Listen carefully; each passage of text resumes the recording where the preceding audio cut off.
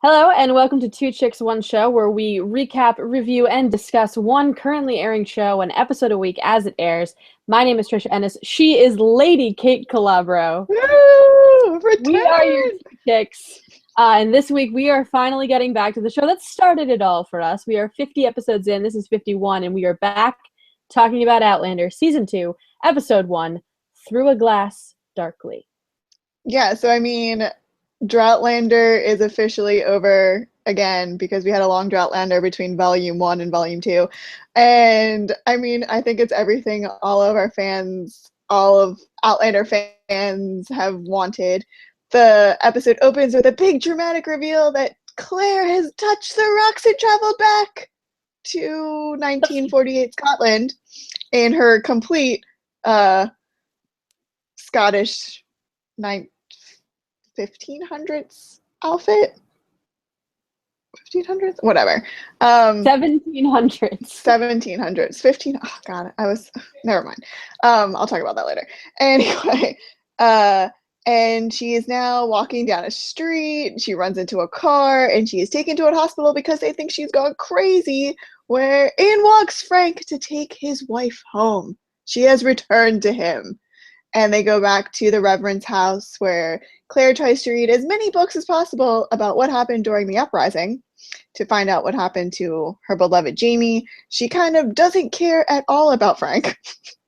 No fucks given about Frank and what he's been through. And Claire finally tells Frank what happened. I think Frank had some kind of clue because it was mentioned to him by, what's the Reverend's house lady's name? I forget. Reverend's house lady mentioned something last season to him about her traveling possibly for the rocks, and Frank was on the edge. And so Claire admits everything, and then dun da da da tells Frank that she is pregnant with another man's child. And Frank agrees to raise the kid pretty much as his own, but Claire's no longer allowed to look up anything about the Scottish uprising, anything about Jamie, and the child is not allowed to know that Frank isn't the father. So, and then Frank also tells Claire that, hey, guess what? We're going to move to Boston now, so you really can't look up a lot of stuff about Scotland because we won't be here. And the internet doesn't exist. Yeah. And they move to Boston, where Frank becomes a professor at Harvard. Mm-hmm. And then pretty much almost halfway through the episode, when everyone was kind of just like, oh, where's Jamie? We get Jamie, and we get the Frasers along with Bearded Bestie landing in France, where Claire proposes this idea to Jamie about changing the future, and the only way they can change the future is if they stop the Scottish rebellion altogether. Instead of trying to win the rebellion, Claire's like, no, you guys aren't going to win it. So let's just stop it. And that's pretty much how this episode main points happens. Yes. There's a little more toward the end, but we'll get to that at the end. I think we should start specifically with the beginning we'll start at the beginning. Touché, I guess. This is just a novel idea. Unless they're Aaron Sorkin, which where you start at the end. Well, technically, I guess you're starting at the end because this is an Aaron Sorkin season. We're starting at the end when she gets back, and we're telling the story up until the point where she goes back. So true. I wanted to point out, now, one of the things with Outlander seasons, unlike our other shows, is that Outlander is based on a book, and like Game of Thrones, they seem to be doing a season a book, or a book a season. So last season, for the first half, neither one of us knew anything about Outlander. Sure. But for the second half, I read the book. You still didn't, so that I was talking about the differences between the book and the show and trying not to spoil it for everybody, and you were just talking about the show. Mm-hmm. This season, I decided to read the second book, although I'm only a little over a third into it. That is a dense as hell book. You better start listening. She's listening to the book. I am listening to the book because I get through like an hour to an hour and a half on weekdays. But it's a 39-hour book. That's crazy. It's so long. I'm 13 hours into it, so I'm a third of the way through. So you're on to episode 3. I think I'm on to episode 4 or 5, depending on how many episodes they do. But it took like 6 chapters just to get to Jamie, in the same way that it took 40 minutes in this episode for us to get to Jamie. But what I wanted to point out was the biggest difference I think that we're going to have all season between the book and the TV show is the beginning, and is the fact that it starts very differently. I don't want to talk too much about what happens in the book because I don't want to spoil what I'm sure will come later in the show. I think they just flip the chronology a little bit. Mm-hmm.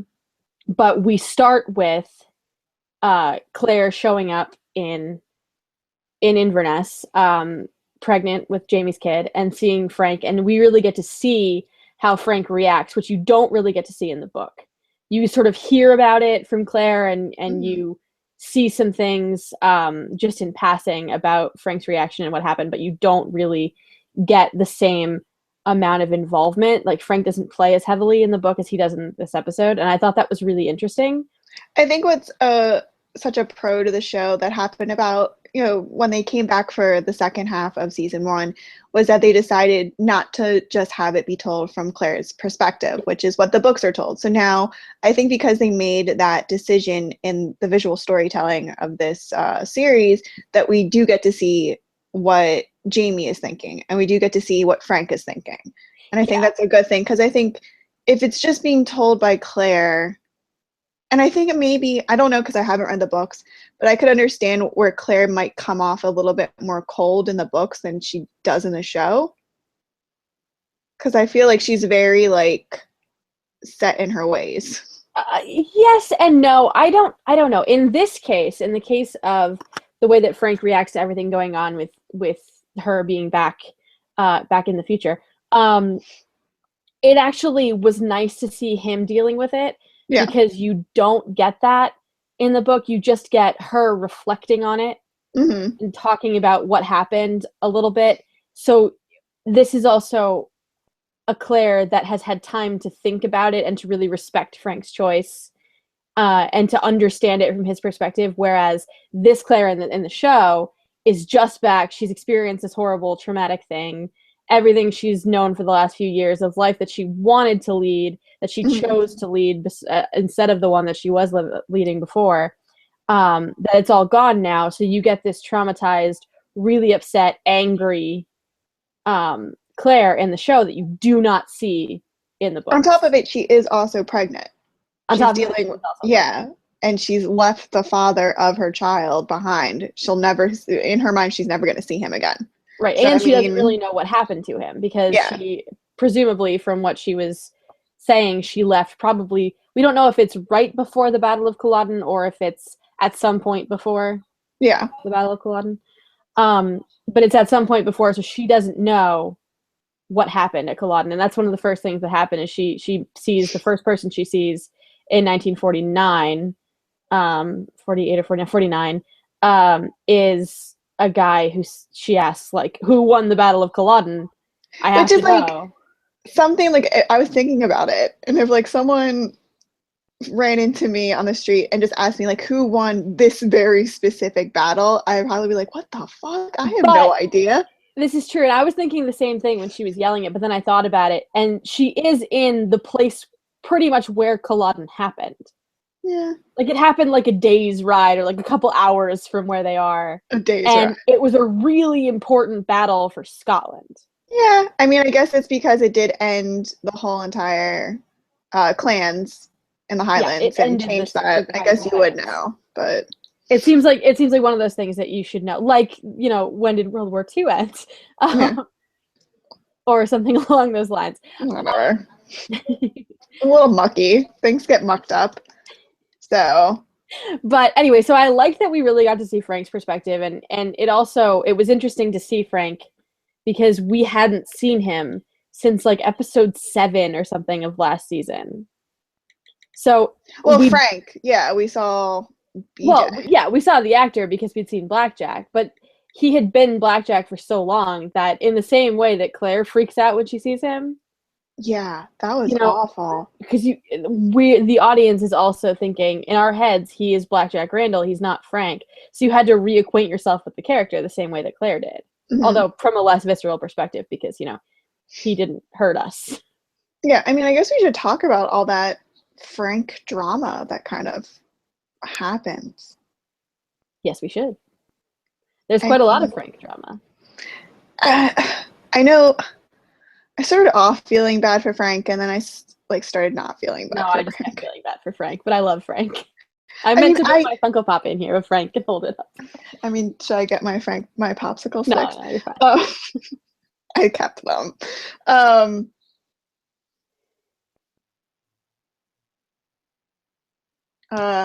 yeah. So anyway, Frank. I don't know. I know you're like, I love Frank and I think he's a great guy and I do generally feel bad for him, but like, I mean, something turned towards the end of us seeing Frank that I was like, you're kind of being a dick. I just really like Frank. I know you really like Frank, but Frank could still be a dick. No, he totally can be, in the same way that Jamie can kind of be too. I mean, I don't, and I'm not saying that because like I do like Jamie Fraser, but Jamie Fraser isn't my favorite. Like Murtaugh's your favorite. Murtaugh's my favorite, and I have an issue with how Murtaugh was treated, and we'll get to that. But so Claire's back, and Claire's kind of miserable. I mean, yeah. Rightly so. Like a lot miserable. She's really fucking miserable.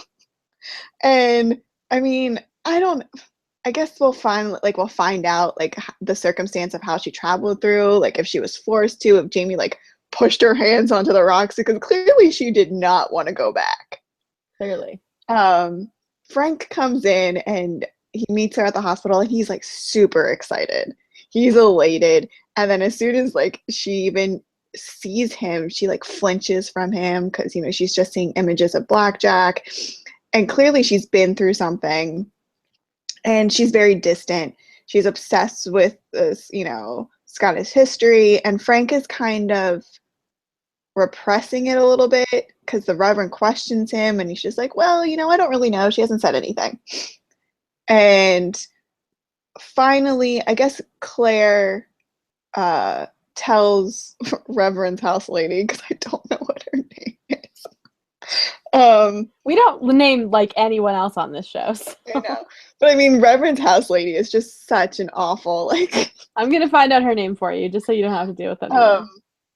So I guess she confides in Reverend house lady, and she's kind of like, this isn't how Jamie would want you to live. And I guess whatever Reverend house lady said to Claire resonated because she finally tells Frank. Yes. But she even tells Frank like in a bitter way. She does. Like, she tells him in not a nice way. No, she goes, okay, sit down and don't ask me any questions until I'm done. And like tells him the whole story. And is like, I'm in love with another man. We're married. We're married. And oh, by the way, I am pregnant with his child. And but like there's like a good like 10-ish seconds. Mrs. Graham, by the way. Graham? Mrs. Graham. You think we would remember that? Yeah, you'd think. And there's like 10 seconds where Frank is like really excited, and then he realizes, wait a second, I have not had sex with my wife in years. And also, I can't have children. And also, I can't have, that too. And Claire's like, and it's with another man, and it's with Jamie, and she's like, so you need to think about that. Yeah, and then Frank does this weird thing that we've never seen him do. He gets so upset, and he like goes to punch Claire, but doesn't.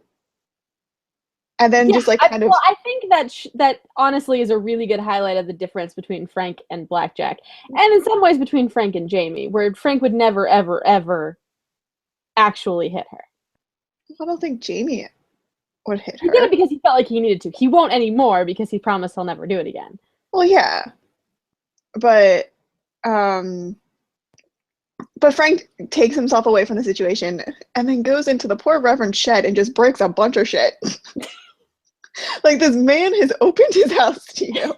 You and your weird-ass wife that I don't know what the hell's going on have disrupted the peace of my household, and then you break everything in my shed.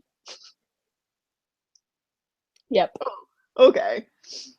So Frank has a chat with the Reverend, and the Reverend talks about being God's plan and something like that. I don't know, some Jesus Yeah, stuff. no, actually, I like the Reverend's point because it was interesting, and it also brought in little Roger, who you liked. Oh, he's so cute.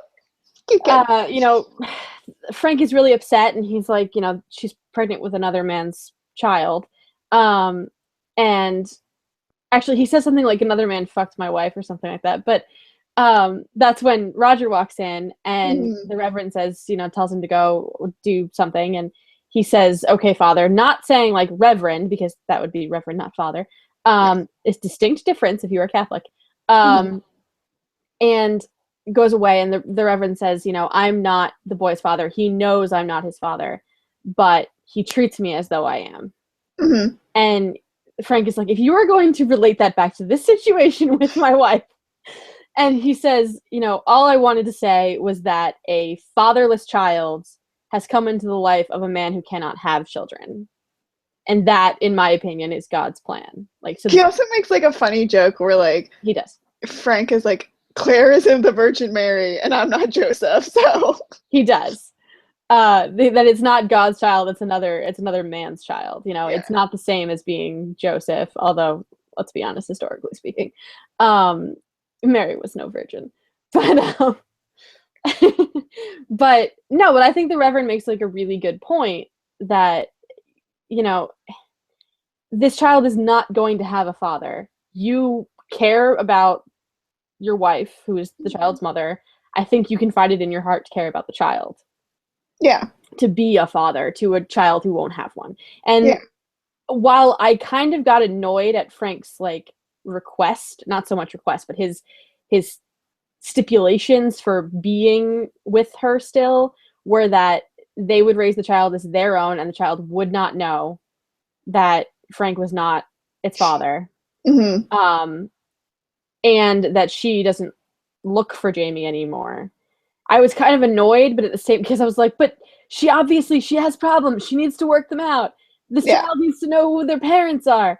At the same time, I totally understood it, because he doesn't want this child that he's going to love as his own to not feel that parent-child bond with him, and also to be wondering who they are, especially when they could never meet or know or understand their actual parentage. I mean, and he also doesn't want his wife to be pining after a dead guy forever. Yeah.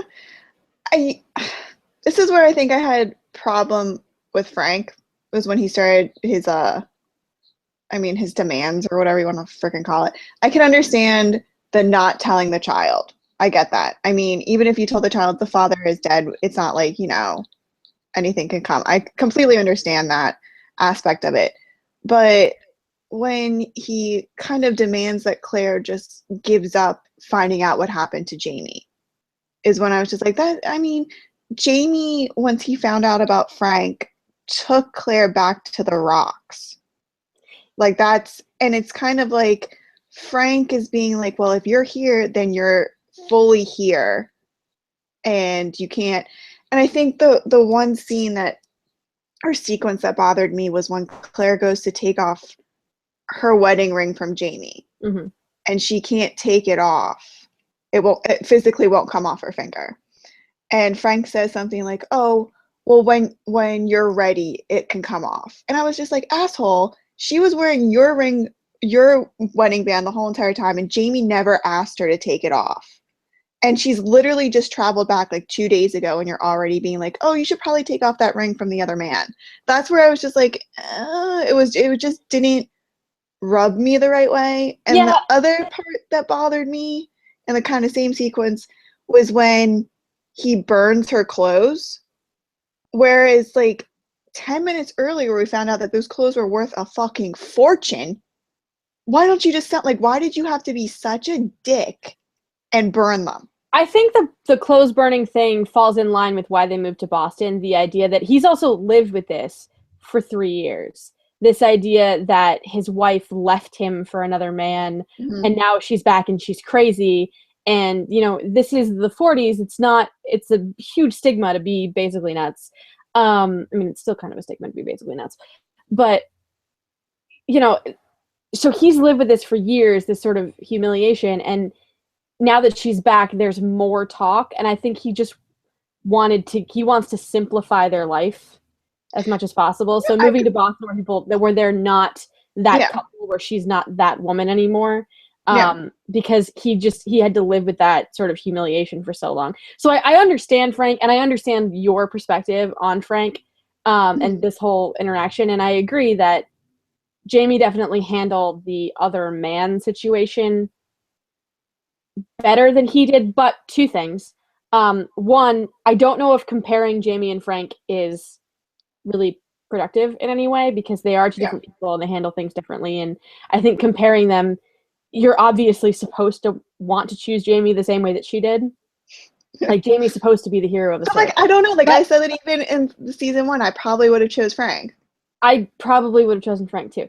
But I like nerdy academic types. But also, from Jamie's perspective, he was not the first guy. Yeah, I mean, Jamie is the other man. Yeah, like, Jamie is as much as we love Jamie is the other man. And Jamie knows that, so. Right, exactly. And Jamie knows that. Jamie knows that the only reason he and Claire got married, especially, remember, this wasn't too long after they got married that he found out about Frank and said, okay, well, then we're going to go back. You're going to go back. Mm-hmm. So, yes, Jamie was being noble about it, but he was also being noble when he married Claire. Claire didn't want to marry Jamie. Yeah. So I think that there's also that disconnect too, that, Frank sees this as, my wife was with another man, I want that other man to go away. But Jamie sees it as, okay, this woman that I saved, the whole time all she's wanted was to get back to her husband. I need to let her do that. Yeah. I don't disagree with you. And I agree that Frank, I think the moving to Boston thing, I think makes the most sense, both for them emotionally and mentally, both for Frank and Claire. I just thought it was just a bit extreme. The ring thing and the burning of the clothes, I just thought was a bit extreme for me. I understand the burning of the clothes. I was annoyed at the ring thing also, but he didn't ask her to take it off. She was just taking it off herself. The fact that he made a comment of like, no, it's okay when you're ready, was a little like, so you do expect her to take it off though. Which the burning of the clothes just bothered. He could have made so much money off of them. Yeah, like, but then it would also have meant questions and more talking. And I think he just wanted to do away with it and move to Boston and just be as an academic human being, he should have donated them to like the Smithsonian or a museum anonymously, and then no questions would have been asked. It just bothered me. Like, why are you burning it like a historical artifact? Well, except that they don't have the same age. Like, they aren't 200-year-old clothes. Yeah. They were made probably like 3 months ago. Only they were made 200 years ago. They just happened to appear. They didn't go through time. They traveled through time. Yeah. They didn't have to actually exist through time. So I think they would have gotten some questions. Yeah. But so they go to Boston to start their new life, and I really liked the transition. The hand thing. Stepping off. I didn't love the shots, but I really liked the idea of it being Frank and Claire starting a new life in Boston to Jamie and Claire starting this new adventure sort of life in France. I think that was a really cool transition. Yeah. I like it. It was similar to like how the posters were for the second half of season 1 with the hand. And I mean, it's like a corny thing that like you just enjoy. Yeah, no, it definitely is. Yeah. At first I was like, just like the first episode. I mean, this episode was kind of formatted very similar to season 1, episode 1, where we spent half the time with Claire and Frank in the 40s, and then spent half of the time with Claire and Jamie in the 1700s, 18th century Scotland. Whereas you're like, oh my, are we going to spend the whole time with Frank and Claire?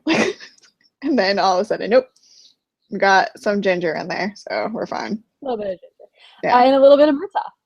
Yeah, which is clearly my favorite part. Clearly. Yeah. I do like what they did with France. I liked, that, Murtaugh is obviously going to have a larger role this season because he's not also playing against all the other Klansmen. Yeah, and Murtaugh is not a fan of France. No, he's not. He's not a Frenchman. It smells like frogs.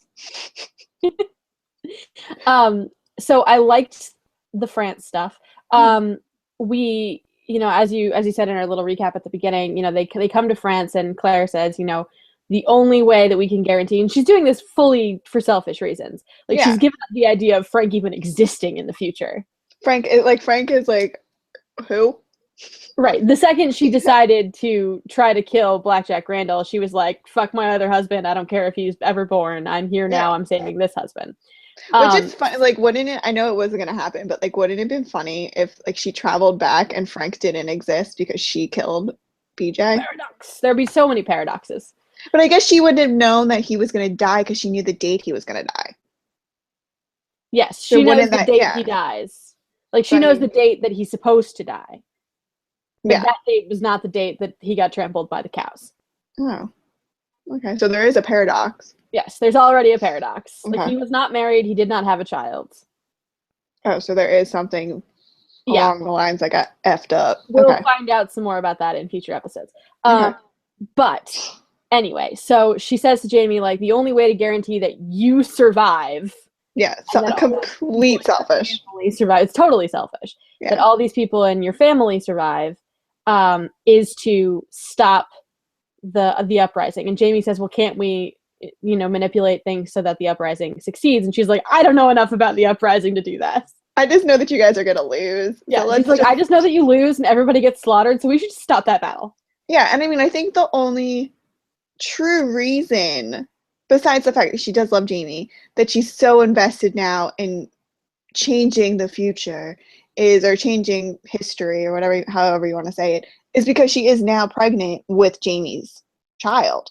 She's now going to be bringing a child into a world that's either going to be completely destroyed in 2 years, or she's going to have to change something so that doesn't happen.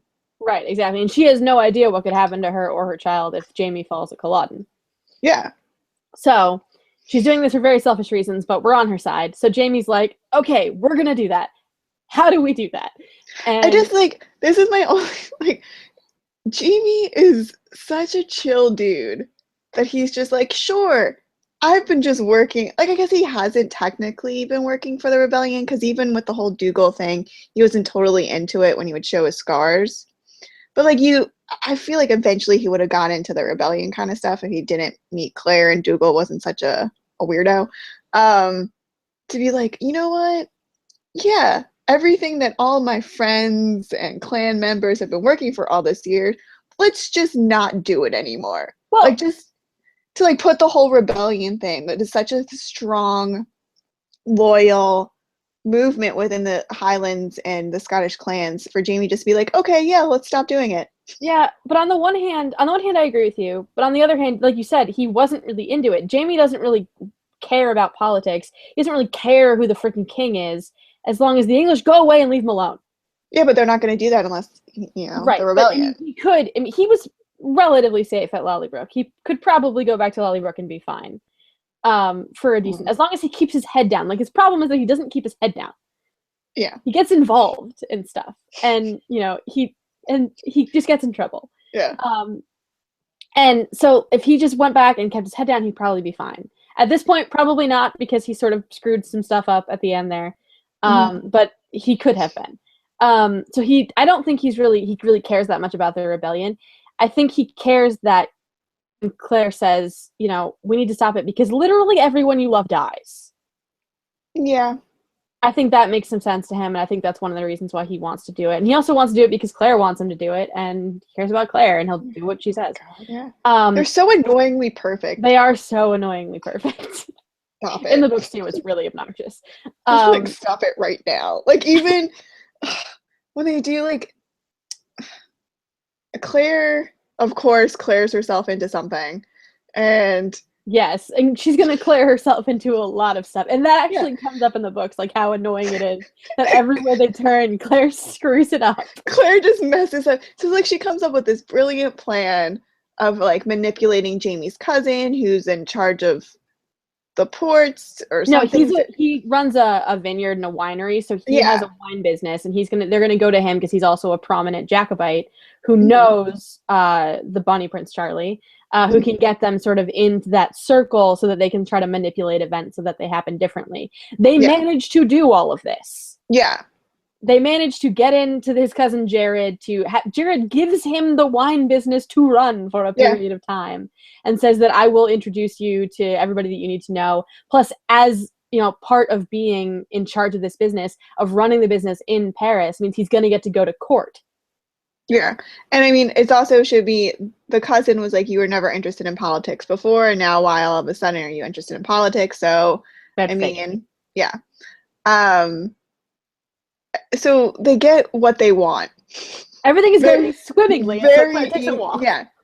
Very easily everything happens. And then all of a sudden, Claire clears it up when they're walking on the docks. And who was the guy, the bigwig guy? I missed his name. Comte Saint-Germain. He brings in a ship with imports. Yes.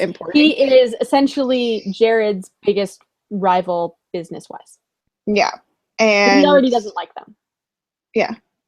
And one of the crew members or passengers on the ship is sick. And of course, Claire being Claire and knowing everything about everything, especially when it comes to the medical world, she realizes it's smallpox. And this is the first time, well, probably not the first time, but she makes like a whole big fuss. This is smallpox. Smallpox is on the ship. You have to burn everything on the ship. Well, she doesn't say that. Yeah, she says, these men have smallpox. We have to quarantine them immediately. And she says, alert the medical authorities. And I'm like, do they have medical authorities in 1743? Or 1744, whichever year it is at this point. I'm so confused. So many numbers. I'm just like, I don't know. They didn't exactly have a CDC. Yeah. So I don't know who she's trying to alert, but she's trying to alert the medical authorities. She doesn't realize what's about to happen. But because she made this whole big fuss about it's smallpox, and freaking everyone can get smallpox, it's highly contagious. Yeah. She's literally the only one who can't get it because she has a smallpox vaccine, which was a huge plot point in the last season / last book. Mm-hmm. So she's like, she makes them go away. She's like, we need to quarantine these men. And the captain of the ship, or the guy who runs the port, I'm not really sure who he was, says to Comte Saint-Germain, we have to follow protocol. Everybody knows about it by now. So we have to take the ship and all the cargo out into the middle of the bay, and we have to burn it down. And he's like, you just cost me so much money. And now he's really, really pissed off. So he's basically the new villain. So basically, like within 3 days of being in France, they get everything they want, and then they make a completely powerful. I mean, if you're wearing a wig in this time period, you're a really important person. So they've pissed off someone that's wearing a wig. So that's pretty bad. And I think it's just another annoyingly perfect Jamie and Claire thing. Like, Count, is he a Count? Count Saint-Germain. Saint-Germain. I can't say wig guy because they're all going to be wearing wigs in a couple episodes, so that's just going to throw it off. Ship wig guy. Like, we're down a rabbit hole again. Yeah. So shipwig guy is like cursing Claire out in French. And then Jamie Saint-Germain. Okay. Saint-Germain and the guy with the ship that's wearing a wig is cursing Claire out in French. And then Jamie starts cursing him out in French, being like, don't talk to my wife like that. And then finally at the end, the cousin, who's also in a wig, who also has ships, so now even more confusing because now everyone has wigs and ships.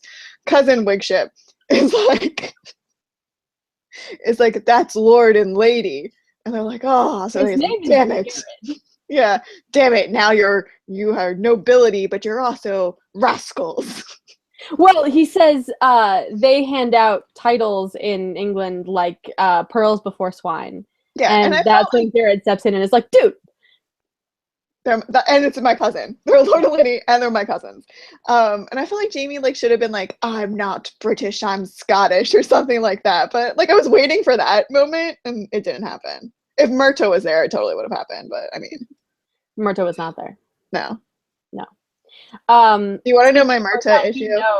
Speaking of Myrta, he knows that they told him this is their plan. They told him the plan is to stop the rebellion. And he's like, all right, but you got to tell me the real reason you want to stop the rebellion. I don't think it's for the reasons that you're telling me. And they're basically like, yeah, you're right. We're still not going to tell you. This is my issue. And I don't know if it's just because I am so in love with Myrta Fraser and I have such a deep respect for him. Like, why the fuck aren't they just telling him the truth? He is literally the most loyal motherfucker in the world to Jamie that it blows my mind that they're going to lie to him. I don't know why necessarily they're not telling him, but I know why I wouldn't tell him, which is that the fewer people who know the secret, the fewer people can accidentally tell the secret. I mean, but it's just annoying. Like, he's traveled to France with you. He will believe anything you tell him. He's not going to tell anyone. He's practically almost died for saving both of them multiple times. He traveled around Scotland with Claire, singing and dancing. Yeah, they were like a musical pop group, Scottish pop group for a while. Like, Jesus Christ, just tell him. And like, Jamie does say this thing, well, like, one day I'll tell you, my friend. And Myrta, being the good guy that he is, he's like, that's all I need. And like, it's just like, what the fuck? Like, just, why don't you just tell him? I think there's going to be a lot of good Myrta stuff this season, and I'm really excited to see your reaction. Like, right there, like, just tell Myrta. I can't wait to see Myrta in a ponytail. You will. Myrta in a ponytail at the French court. That's and French clothing, because they're all, the clothing is like the biggest thing this season, which I think is funny because one of the things they make a point of saying in the book a lot is that Jamie still wears his kilt.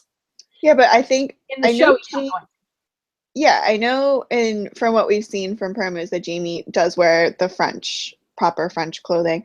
I do think that Myrta keeps his kilt on. He might. He's Myrta. But I thought I also saw him in some more spiffy French clothing. I mean, I think he wears like a spiffy French like jacket, but I think he's wearing his kilt the whole time. The other thing that we're going to get wardrobe-wise is Claire showing off lots of boobage. I know. Even next week's episode, that's a whole lot of boobage. Well, no, that dress, the red dress in the next episode is actually a huge plot point in the book where she puts it on, Jamie sees it, and he's like, fuck no, you're not wearing that. I mean, can you blame him? He's going to be able to, like, see all up in there. It's so true. But I mean, I'm still like baffled by what they just didn't tell Myrta. It's really annoying me. I mean, Jamie said like pretty much like told Jenny without telling Jenny. Claire basically told Jenny without telling Jenny. She's like, there's going to be a famine. You're going to plant these crops at this time, store up a bunch of them, and you'll be fine. And like Jenny's response was like, oh, Jamie told me you were going to tell me some weird things and that I was just supposed to listen to you. Yeah. So, I mean, but they could also just think that she's like a psychic or something. I guess they do think she's like, what? But then they could have said that to Myrta too. Well, Myrta made her a fortune teller on the road, so. Yeah. So, I mean, like, Myrta knows something's up. Yeah, I think he knows he has his suspicions about certain things, but I also think that he's just that loyal kind of person who's like, I don't care, I trust you, you're not going to make me do anything stupid. Well, you're going to make me do stupid things, but. Tell him. Ugh. Yeah, I don't know. I understand why they're not, and I think they should at the same time. I don't understand at all. The plot. Whatever. It just annoys me. Because the plot requires it. No. Myrta should know everything at all times. He should also travel back in time with Claire and just exist there. He should. You should beat up Frank when Frank like freaked out, or like just go into the shed and be like, dude, why are you freaking out? Like, so like I feel like that's what Myrta would do. He would just stand there menacingly. You didn't handle that well. Like that would be like something. So, I mean, yeah, I think that's pretty much the first episode. That is exactly the first episode. It ends with a very ominous threat from Comte Saint-Germain. I'm going to try to be French.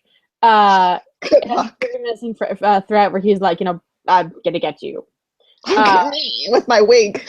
And my shit. And we will see in future episodes what that means. And doesn't he have a walking cane? I thought he had a walking cane. Yeah, or it's possibly a sword. I don't really know. He likes to brandish it about.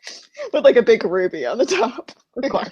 Overcompensation. Yeah, fucking French. So we're in for a really interesting season, I think. I'm really interested to see how they adapt it from the book, because the book is extremely dense. So am I. A lot of stuff that does not need to be in there. I appreciate Diana Gabaldon's style of writing in that it flows very well, but at the same time, it's just so much stuff. And I kind of want my plots to move a little faster than they tend to in her books. Yeah. But so these are not books that I think normally read, but it's it's an interesting experience. They're long as hell. So I'm going to try to stay at least a few episodes ahead of us at any point in time. So I'm interested to see how some of the stuff that happens in the book appears on screen. Mm-hmm. It's also, this is Stars's Stars. Biggest premiere ever. Yeah, Outlander season 2 broke records, which, I mean, Stars didn't have much going for it before Outlander, but no, it really didn't. Still, good job, Stars. Stars do Spartacus, or was that HBO? I don't know. Or was it Showtime? It wasn't HBO. Okay, then I think it was Stars. It could have been Stars. But whatever. Good job, Stars. Good job. Good on you. Yeah. I mean, do you have any predictions, Tricia? I have a lot of predictions, but they're not really valid. It was Stars. It was Spartacus. I mean, Spartacus was their last big show. Okay. Yeah, I can't really give you my predictions because I actually know what's going to happen. So, yeah. Do you have any predictions? God. I don't know. I know we're probably not going to see Frank again. We might. I really don't know. I mean, are we going to see Jenny at all? I'm not going to tell you anything. I know. I have no freaking clue. People in the comments spoil me. People in the comments, please don't spoil her. But do let us know your predictions if you have not read the book for season 2 of Outlander, what you thought of the first episode, and any other things that we have spoken about that you would like to comment on. We really like reading your comments. We know we have some people here who watch the show very specifically to hear us talk about Outlander, so we are very grateful to you.